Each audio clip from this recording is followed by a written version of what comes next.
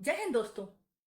देखिए, भारतीय राज्य व्यवस्था शासन कर रहे थे, जिसमें हमने देख रहे हैं भारत का संवैधानिक विकास।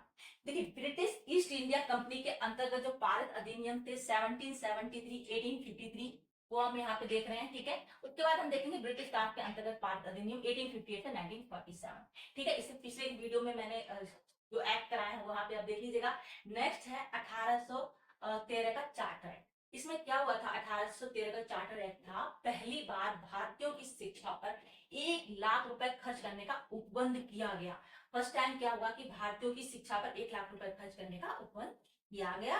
कंपनी के भारतीय व्यापार के एकाधिकार को समाप्त कर दिया।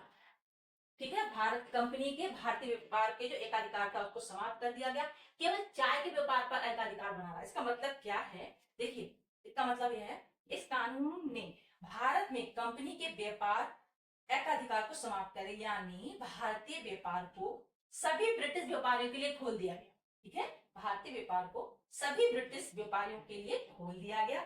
तब भी इस कानून में चाय का जो व्यापार था उस पर एकाधिकार बना रहा, मतलब चाइना के साथ भी व्यापार पर एकाधिकार बना रहा। ठीक है, यहाँ पे इंपोर्टेंट पॉइंट है। इस कानून में क्या हुआ? भारत में कंपनी शासित क्षेत्रों पर ब्रिटेन के राजा की प्रभुत्ता स्थापित की। ठीक है, मेन इसका मतलब मोटिव यही था कि राजा की प्रभुत्ता को स्थापित और प्रकट कर दिया गया इस कानून, इस चार्टर एक्ट के द्वारा। ठीक है, इस कानून ने ईसाई मिशनरियों को भारत आकर लोगों को प्रबुद्ध करने की अनुमति प्रदान की।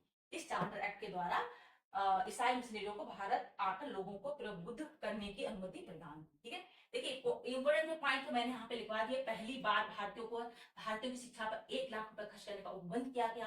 कंपनी के भारतीय व्यापार के एकाधिकार को समाप्त कर दिया। सभी ब्रिटिश व्यापारियों के लिए अब द्वार खोल दी गई। चाय के व्यापार पर एकाधिकार बना रहा तथा चाइना के साथ भी व्यापार पर एकाधिकार बना रहा। 1833 का चार्टर एक्ट देखते हैं। इसमें क्या हुआ? बंगाल के गवर्नर जनरल को संपूर्ण भारत का गवर्नर जनरल बना दिया गया। बंगाल का जो गवर्नर जनरल था उसको संपूर्ण भारत का गवर्नर जनरल बना दिया। देखिए, छोटे छोटे क्वेश्चन इस तरह के भी आते हैं पॉइंट में, वही मैंने यहाँ पे उपलब्ध कराए हैं।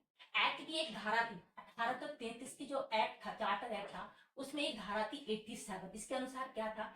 कोई भी भारतीय जन्म स्थान, वंश, मूल वर्ण के आधार पर, धर्म, जाति, वंश के आधार पर सरकारी सेवाओं के लिए अयोग्य नहीं समझा जाएगा। ठीक है, देश में शासन प्रणाली का केंद्रीकरण कर दिया गया। ठीक है, देश में शासन प्रणाली का केंद्रीकरण कर दिया गया। लॉर्ड विलियम बेंटिंक को भारत का प्रथम गवर्नर जनरल बने। 1833 एक्ट के द्वारा लॉर्ड विलियम बेंटिंक को भारत का प्रथम गवर्नर जनरल बनाया गया। कंपनी के सभी व्यापारिक कार्य समाप्त कर दिए गए, केवल भविष्य में उसे केवल राजनीतिक कार्य करने थे।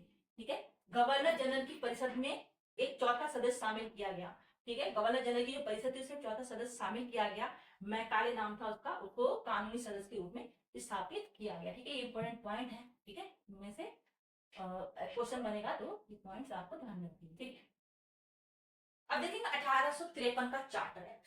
देखिए, इसमें क्या था? विधायी शक्तियों को कार्यपालिका शक्तियों से पृथक करने की व्यवस्था की गई। 1853 के एक्ट में क्या हुआ? विधायी शक्तियों को कार्यपालिका शक्तियों से पृथक कर दिया गया। विधि निर्माण हेतु भारतीय केंद्रीय विधान परिषद की स्थापना की गई। विधि निर्माण हेतु क्या किया गया? केंद्रीय विधान परिषद की स्थापना की गई। सिविल सेवकों की भर्ती व चयन हेतु खुली प्रतियोगिता का आयोजन किया जाने लगा। सिविल सेवकों की भर्ती के लिए खुली प्रतियोगिता का आयोजन किस एक्ट के द्वारा किया गया?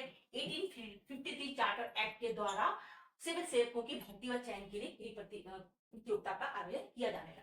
ठीक है, ये एक्ट हमारे कंप्लीट होते हैं। कौन से?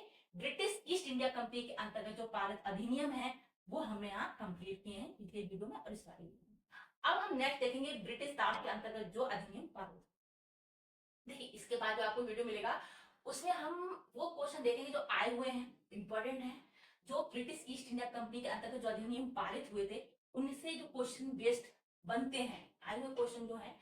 ठीक है, इसी भी एग्जाम में क्वेश्चन आया, मैं सभी क्वेश्चनों को यहाँ पे नेक्स्ट वीडियो में आपको यहाँ पे शो कर दूंगी। ठीक है, अगर उनमें से कोई क्वेश्चन नेक्स्ट एग्जाम में आप बैठेंगे डेफिनेटली कर लेंगे। ओके, प्लीज चैनल को लाइक शेयर जरूर करिएगा। ठीक है, नेक्स्ट वीडियो में हम मिलते हैं इंपॉर्टेंट क्वेश्चन के साथ। ठीक है, थैंक यू सो मच।